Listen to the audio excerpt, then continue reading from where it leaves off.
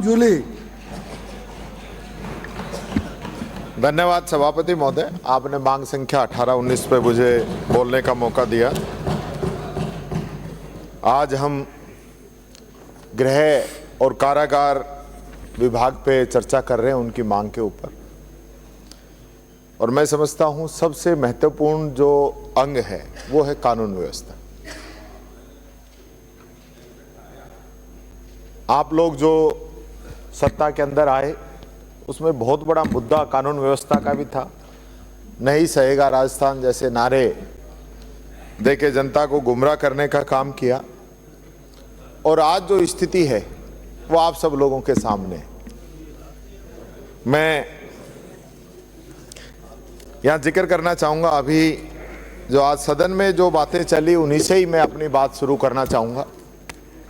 हमारे डेगाना से आने वाले माननीय सदस्य ने कहा कि किस प्रकार से एक एसएचओ का वहाँ भ्रष्टाचार था, उसको हटाया गया, उसने वापस वहाँ पे ज़मीन भी खरीदी, लेकिन यहीं पे उस पर कार्रवाई नहीं हुई।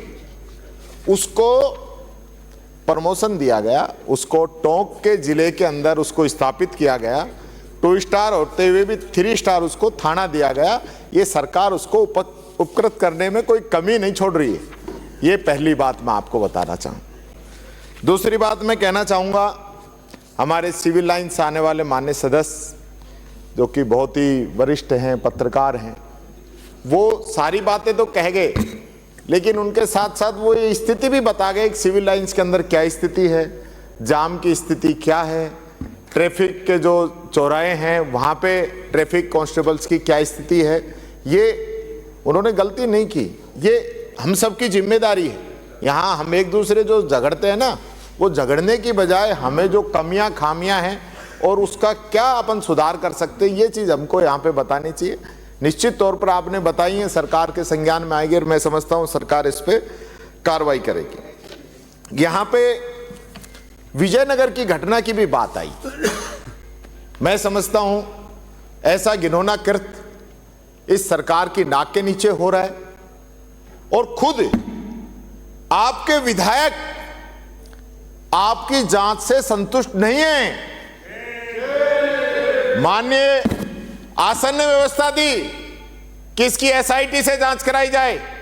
केकड़ी से आने वाले सदस्य ने कहा किसकी एसआईटी से जांच कराई जाए। ब्यावर से आने वाले माननीय सदस्य ने कहा कि इसकी एसआईटी से जांच कराई जाए। तो क्या जो जांच चल रही है, आपने जिक्र किया है माननीय सदस्य नहीं, यानी तो ये जो बात है नहीं माननीय सभापति जी, बिराजो, इसका मतलब सरकार के विधायक भी राजस्थान पुलिस की जो कार्रवाई चल रही है उससे संतुष्ट नहीं है। और ये घटना अगर कांग्रेस राज में हो जाती ना, आप तो 2-4 शहर बंद करने की बात कर रहे हो, आप लोग राजस्थान बंद करा देते, पर आपकी सरकार के अंदर हुई है, इसलिए दबी जुबान से आप ये बात कह रहे हो, सर उठा के नहीं कह रहे हो कि ऐसे जो अपराधी हैं, किसी भी समाज के हो, किसी भी पार्टी के हो, उनको बचाने का किसी का कोई मकसद नहीं है। ऐसे लोगों को सख्त कार्रवाई होनी चाहिए। माननीय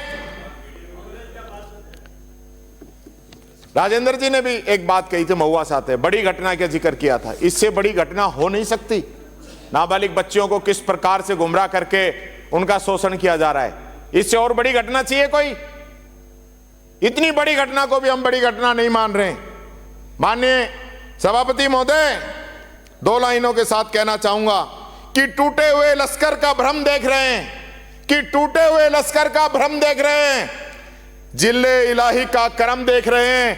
ताकत का नशा अकल पर हावी है, ताकत का नशा अकल पर भारी है, तुम ना देख पाओगे जो हम देख रहे हैं। ये बात श्रवण कुमार जी को कहनी थी, जो आप लोगों ने उनको कहने का मौका नहीं दिया, उनकी तरफ से मैंने कह दी आप लोगों को। माननीय राजस्थान पत्रिका ने मुहिम चलाई है रक्षा कवच। आप देखिए कि किस प्रकार से महिलाओं की स्थिति आज राजस्थान के अंदर है। थोड़ा विचार करने की जरूरत है कि हम कहां थे, कहां आ गए, क्या सोचते थे। आज मैडम साहब, मुझे जिस दिन आपने एक बात कही, यही एक जवाब देते हुए कि आपके राज में पुलिस पिटती थी, सही है ना? तो आपने ये कहा 21 तारीख को, उसी दिन गृह राज्य मंत्री के जिले में, मुख्यमंत्री के जिले में, उसी दिन पुलिस पिटी है, उसी दिन जिस दिन आपने आका। और यही नहीं, अगले दिन कहा था उसको, अगले शब्द को ध्यान रखो। अगले दिन बूंदी के अंदर पुलिस पर फायरिंग हुई। अगले ही दिन बूंदी में, टोंक में पुलिस कांस्टेबल पे चाकू से वार हुआ। 3 तारीख को चोरी के आरोपी को पकड़ने गई पुलिस पर हमला, 3 पुलिसकर्मी घायल।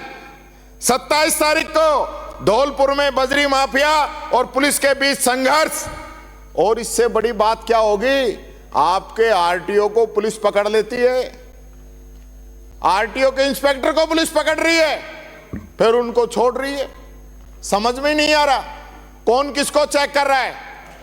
आरटीओ पुलिस ये समन्वय बैठाओ इन डिपार्टमेंटों का। और तो और 25 तारीख को आप तो नाक ही कटवा दी। आप लोग, झालावाड़ मध्य प्रदेश की पुलिस आई थी, अपन तो पिटे पिटे, मध्य प्रदेश वालों को पिटवा दिया आप लोगों ने झालावाड़ के अंदर। ये स्थिति है आपकी। ये बातें करने से काम नहीं चलेगा, जवाब तो देना पड़ेगा। ये कन्हैया हत्याकांड की बात हुई। कन्हैया लाल हत्याकांड के अंदर 4 घंटे के अंदर हमारे समय में पुलिस ने उन आरोपियों को गिरफ्तार किया। कोई हिंसा नहीं होने दी, कोई हिंसा नहीं होने दी। और अगले ही दिन आपने उस केस को एनआईए को दे दिया। सीएम, सीएस, डीजी सब लोग उदयपुर गए, सीएम गए, सीएस गए, डीजी गए, सब लोग उदयपुर गए, कन्हैया लाल के घर गए और 50 लाख का मुआवजा हमने दिया। उसके दोनों बेटों को सरकारी नौकरी हमने दी। और आप लोगों ने अफवाह फैलाई कि 5 लाख रुपए दिए। और आप लोग कहां थे? हैदराबाद के अंदर मीटिंग चल रही थी आप लोगों की, शांति स्थापित करने के लिए समय नहीं था।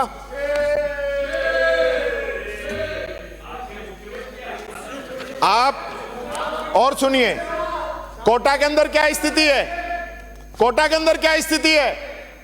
कोटा के अंदर हम लोग, मैं स्वयं भी, हम लोग बिजली की डिमांड के ऊपर वहां धरना देने गए। यानी मेरे पे ही मुकदमा दर्ज कर दिया। मेरा तो हाथ फ्रैक्चर था, मैं तो गया ही नहीं वहां पे। प्रदेश अध्यक्ष जी वहां गए नहीं, इन पे मुकदमा दर्ज कर दिया। यही नहीं, कोटा के अंदर विधायकों पर, कांग्रेस के नेताओं पर, पुलिस अधिकारियों पर, वकीलों पर और यहां तक कि पत्रकारों तक भी मुकदमे दर्ज किए जा रहे हैं, जो कि इस लोकतंत्र का, संविधान का अपमान है। माननीय सभापति जी, इस प्रकार से चलने वाला नहीं है। शांत रहो। आपके मंत्री ने कहा मेरे फोन टेप हो रहे। आपने विधानसभा के अंदर, गृह राज्य मंत्री ने बयान दिया कि फोन टेप नहीं हो रहे हैं। उन्होंने 2 दिन बाद फिर कह दिया कि मेरे फोन टेप हो रहे हैं। तो आज वापस फिर वक्तव्य दे देना आप दोबारा कि उनके फोन टेप नहीं हो रहे हैं। उन्होंने 2 आरोप और लगाए थे कि मुख्यमंत्री जी मेरे पे शक कर रहे हैं कि मैं प्रधानमंत्री की सभा के अंदर कोई बखेड़ा खड़ा कर सकता हूं, या राइजिंग राजस्थान के अंदर मैं कुछ कह सकता हूं। इस प्रकार के आरोप मेरे पे लगाए जा रहे हैं। ये आपके कैबिनेट मंत्री ने कहा है। और दूसरी बात, आपने फोन टेप पे तो बयान दे दिया। उन्होंने ये भी कहा कि रोजाना 7 करोड़ की अवैध बजरी निकाली जा रही है। तो एक छोटा सा बयान उस पर भी दे देना आप कि बजरी निकाली जा रही है कि नहीं निकाली जा रही है। नागौर के अंदर जिस प्रकार से पिछली साल 125 से ज्यादा एफआईआर दर्ज हुई थी, बजरी खनन की अब की बार 16 मुकदमे दर्ज हुए हैं। अखबारों में छप रहा है कि सब कुछ खाली हो गया, बजरी निकाल के लेके जा रहे हैं माफिया, उस पे कोई कार्रवाई नहीं। माननीय अध्यक्ष महोदय, नागौर के अंदर अवैध बजरी खनन, सवाई माधोपुर टोक अवैध खनन, और आपके फॉरेस्ट का रेंजर आ जाए मर्डर कर दो, टोक के अंदर पुलिस का कांस्टेबल आ जाए मर्डर कर दो। ये कानून व्यवस्था है आप लोगों की? ये कानून व्यवस्था है क्या? जैसे हालात पैदा कर दिया आप लोगों ने राजस्थान के अंदर, ऐसा कुछ हो नहीं सकता। बड़ी मजेदार बात और सामने आई कि मुख्यमंत्री जी को फोन पे धमकी, फिर दोबारा फिर आ गई और तीसरी बार भी आ गई। कमाल है। ये हमारे माननीय सदस्य कह रहे थे कि आप तो सारी जेल जो है ना वो बाहर बनवा दो, जिससे कि मुख्यमंत्री को धमकी बंद हो जाएंगी। मुख्यमंत्री का नंबर ही चेंज करवा दो यार, इतना खर्चों करवा रहा हूं। यानी कि प्रदेश के मुखिया, गृह मंत्री और उसके बाद जेल के भी मंत्री वही हैं, और जेल से धमकी आ जाए मुख्यमंत्री जी को। कमाल है, कोई मजाक बना रखा है। 3 बार आपके प्रदेश अध्यक्ष को धमकी और बड़े बड़े लोगों को धमकी। ये शासन चल रहा है, ये कानून व्यवस्था है। ये बात मैं आप लोगों से कहना चाहूंगा। इसी प्रकार से अभी आपने देखा होगा 2 दिन पहले भीलवाड़ा शाहपुरा के अंदर ब्याज माफियाओं से तंग आके 2 लोगों ने सुसाइड कर लिया। क्यों भाई? हमारा ध्यान किस तरफ है? इस प्रकार की घटना क्यों हो रही है? ऐसे ये माफिया हावी हो गए क्या? बजरी माफिया, खनन माफिया, ब्याज माफिया, भू माफिया, इन लोगों की दादागिरी चलेगी? सर खड़ा हो गया। बीच में नहीं, आपका नेता बोल रहा है नो, वो बोल रहे हैं नो। इसलिए ऐसा लग रहा है जैसे कि प्रदेश के अंदर माफियाओं का ही राज हो रहा है। यानी कि पुलिस के लिए 2 लाइन कहना चाहूंगा कि बंद हो थाने के पट, ऐसा कभी होता नहीं। कि बंद हो थाने के पट, ऐसा कभी होता नहीं। लोग सोए चैन से, बस इसलिए सोता नहीं। आप लोग जगे रहते हैं। ऐसा नहीं है कि सारे पुलिस वाले कोई माफियाओं से मिले हुए हैं, लेकिन घोड़ा तो वैसे ही दौड़ेगा जैसे लगाम आपकी हो। जो काम करने वाले लोग हैं ना, उनको तो बर्फ में लगा रखा है, और जो सेटिंगबाज हैं वो काम कर रहे हैं। इसका खामियाजा हमको उठाना पड़ रहा है। यानी कि सबसे बड़ी बात कि आपने पूरे देश के अंदर 1,15,000 जो है स्थायी वारंटी हैं, इसमें से 80,500 सिर्फ राजस्थान के हैं। तो हम क्या कर रहे हैं भाई? क्यों नहीं पकड़ रहे इनको? क्योंकि जब वारंट जाता है, सेटिंग करके लिख के आ जाता है, घर पे नहीं मिला और बात खत्म। आपके पहली बार ऐसा हुआ है कि एक पुलिस अधिकारी की जासूसी की गई। पुलिस अधिकारी की जासूसी की गई। आज तक यह नहीं पता चला कि जासूसी किसने की। क्या हो रहा है गृह राज्य मंत्री महोदय, आपके होते हुए भिवाड़ी के अंदर? और राजस्थान महिला आयोग की अध्यक्ष जब रिटायर हुई तो उसने कहा कि मुझे दुख है, मैं एक महिला पुलिस अधिकारी को न्याय नहीं दिलवा सकी। ये महिला आयोग की अध्यक्ष के बयान है। मैं जिम्मेदारी से कह सकता हूं कि अलवर के अंदर जिस प्रकार से पुलिस ने साइबर फ्रॉड के नाम पे वहां पे जो रैकेट चला रखा है, मैं ये बात आज से नहीं कह रहा हूं, 6 महीने से कह रहा हूं। लोकसभा चुनाव के अंदर मैंने प्रेस कॉन्फ्रेंस की, एक दिन यही विधानसभा के अंदर भी मैंने कहा कि पुलिस जाती है, 50 लोगों को पकड़ के लाती है, 2 लोगों को बैठाती है और 48 को पैसे लेके छोड़ देती है। कल क्या हुआ? पुलिस ने रेड डाली और 1.5 महीने की मासूम को कुचल के मार दिया। 5 पुलिसकर्मी सस्पेंड कर दिया आपने, मुकदमा दर्ज कर दिया। उस बच्ची की जान वापस ले आओगे क्या? क्या उसको हक नहीं था जिंदा रहने का? पुलिस का यह काम रह गया। लेकिन जो सबसे छोटा कर्मचारी है, गाज उस पर गिरेगी। मैं कहना चाहूंगा गृह राज्य मंत्री महोदय, वो एसएचओ, डीएसपी, उनकी जिम्मेदारी नहीं है अपने क्षेत्र के अंदर। और ये कार्रवाई भी जब हुई, जब वो लोग एसपी के घर के बाहर जाके बैठ गए, तब आपको चेतना आई कि हमें कार्रवाई करनी चाहिए। ऐसे लोगों को तो सख्त से सख्त कार्रवाई होनी चाहिए। ये साइबर फ्रॉड, कोरोना के बाद में साइबर फ्रॉड की रिंगटोन लगानी पड़ गई आप लोगों को। डबल इंजन की सरकार, यानी कोई एक्सीडेंट हो जाए तो 1 मिनट तो पहले वो रिंगटोन सुनेगा, तब तक चाहे अगले की जान चली जाओ। ये हालत हो गई है। आप लोग कार्रवाई नहीं कर पा रहे हो। इस टेक्नोलॉजी का, एआई का कब फायदा उठाओगे आप? जब ये गरीब लोग, इनके सबके खाते साफ हो जाएंगे उस समय। क्या पुलिस का जो आपका बीट कांस्टेबल, उसको पता नहीं कि कहां पे कौन साइबर फ्रॉडी है? सब पता है। खेल चल रहा है सेटिंग का खेल चल रहा है। इसलिए मैं कहना चाहूंगा, इस पे सख्त से सख्त कार्रवाई आपको करनी चाहिए। मैं कुछ झलकियां बताना चाहूंगा अखबारों की। बहरोड में ज्वेलरी शोरूम में दिन दहाड़े लूट एवं हत्या। अलवर के बाहला में AK-47 की नोक पर अपहरण। अलवर में पुलिस फायरिंग और पत्थरबाजी। ब्यावर बजरी माफिया ने रेंजर वन रक्षक को बजरी से भरे ट्रैक्टर में टक्कर मारी, रेंजर की मौत। उदयपुर घर जाने के लिए वाहन का इंतजार कर रही महिला को 4 बदमाशों ने लिफ्ट के बहाने कार में बैठाया, फिर गैंग रेप।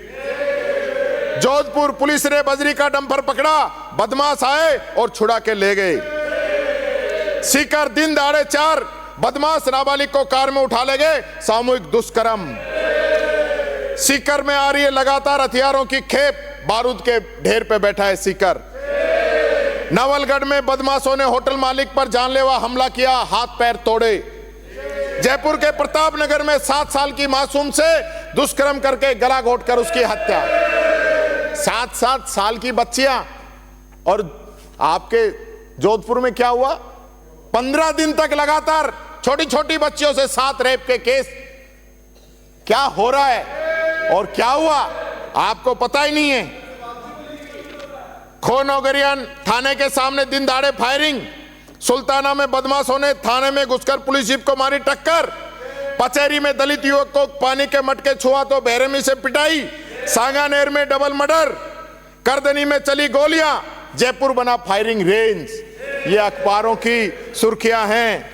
जोधपुर में 80 वर्ष की विधवा का दिन दहाड़े गला रेता। नागौर में स्कूल बस से उतर कर जा रही मासूम से दुष्कर्म। और भरतपुर में पनोरी टोल नाके पर क्या हुआ? पुलिसकर्मी को पीटा टोल वालों ने। यह हालत हो रही है। बिलाड़ा में बंधक बनाकर नाबालिग से दुष्कर्म। गुड़ामलानी में दलित युवक को पेड़ से उल्टा लटकाकर पीटा दलित को। गुड़ामलानी में सुनिए दलितों पे क्या क्या हो रहा है। सांचौर में 3 साल की बच्ची से दुष्कर्म। रामगढ़ में गैंगरेप के बाद वीडियो वायरल, बालिका ने जान दे दी इससे आहत होके। जोधपुर में स्कूल कोचिंग सेंटर के पास धड़ल्ले से मिल रही है एमडी ड्रग्स। ये कुछ सुर्खियां हैं और ये और भी है मेरे पास। मैं आपको कुछ आंकड़े बताना चाहूंगा जो हालत जो है। आपने एक बार और कहा था भिवाड़ी में आतंकी सेंटर, मैंने वो बात यहां भी उठाई थी। 2 चीज एक साथ नहीं हो सकती। अगर भिवाड़ी के अंदर आतंकी सेंटर चल रहा था तो रिपोर्ट सार्वजनिक कीजिए आप लोग आज कि सेंटर चल रहा था या नहीं चल रहा था। चल रहा था तो राष्ट्रीय सुरक्षा एजेंसियां क्या कर रही थी, और नहीं चल रहा था तो इतना बड़ा लोकसभा चुनाव से पहले बखेड़ा खड़ा करने की क्या जरूरत थी। यह बात मैं आपसे पूछना चाहूंगा। मैं आपको यह कहना चाहूंगा कि 2024 में महिला अपराध के 36,299 मुकदमे दर्ज हुए, यानी कि हर 15 मिनट में राजस्थान के अंदर एक महिला से बलात्कार हो रहा है। हाँ झूठे बताओ ना, अच्छा है, ये तो बहुत बढ़िया। साल 2024 में बलात्कार के 10,629 मुकदमे राजस्थान में दर्ज हुए हैं। प्रदेश में 1607 निर्दोष लोगों की हत्या कर दी गई और 2915 लोगों को हत्या का प्रयास किया गया। और प्रदेश में अपहरण के 10,629 मुकदमे दर्ज हो रहे हैं, यानी हर घंटे में एक व्यक्ति का अपहरण हो रहा है। बीते एक साल में 7339 बच्चे लापता हुए हैं, उनमें से 84% 6196 लड़कियां हैं और इनमें से अब भी 501 बच्चे लापता हैं, जिनमें 451 लड़कियां हैं। क्या कर रही है पुलिस? 2022 की तुलना में 2024 में दुष्कर्म के साथ हत्या के 18.75% मुकदमे बढ़े हैं। 2022 की तुलना में 2024 में नाबालिग के दुष्कर्म के मामले 10.12% बढ़े हैं। 2024 में दुष्कर्म के साथ हत्या के 26.32% मामलों में अनुसंधान पेंडिंग है और पोस्को के 11.73 मामलों में अनुसंधान पेंडिंग है। पिछले साल के क्या कर रहे हो आप? पोस्को तक के मुकदमों में आप जांच नहीं कर पा रहे हो, यह बात मैं कहना चाहूंगा। SC ST के लोगों को गंभीर चोट पहुंचाने में 22 की तुलना में 61% मामले बढ़े हैं। SC ST के अपराध के अनुसंधान में पेंडेंसी 18% है। जो दलितों का प्यार बरसा रहे हो ना, यहां नजर आ रहा है किस प्रकार से आप लोग बरसा रहे हो। यहां आपके विधायक जयपुर शहर से आते हैं, शायद हवा महल से, महाराज साहब, वो कह रहे हैं कि जयपुर के अंदर बांग्लादेशी रोहिंग्या रह रहे हैं। तो दो चीज नहीं हो सकती, रह रहे हैं तो कार्रवाई करिए और न रहे तो बार बार न्यूज बनाने से कोई फायदा नहीं है। ये आपकी सरकार कटघरे में खड़ी हो रही है। आप लोग बता दीजिए कितने लोग रह रहे हैं और कार्रवाई करिए।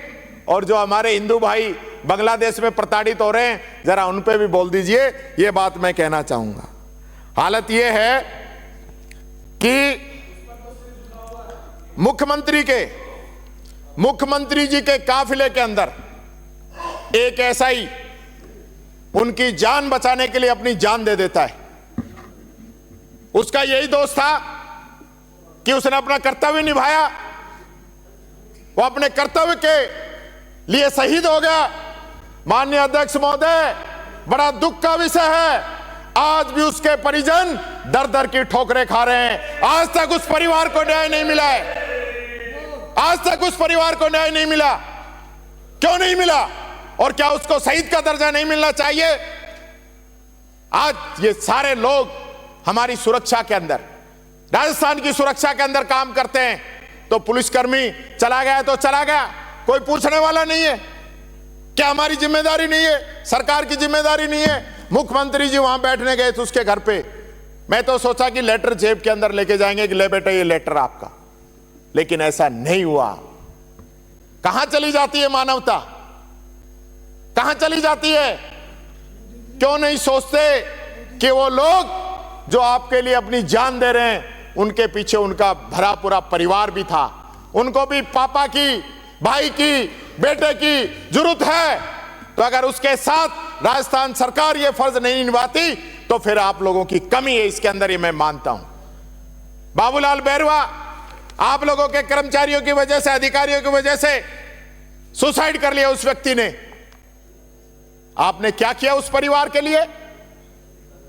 क्या किया आपने उस परिवार के लिए? मैं पूछना चाहता हूं, मंत्री जी जवाब दे देना।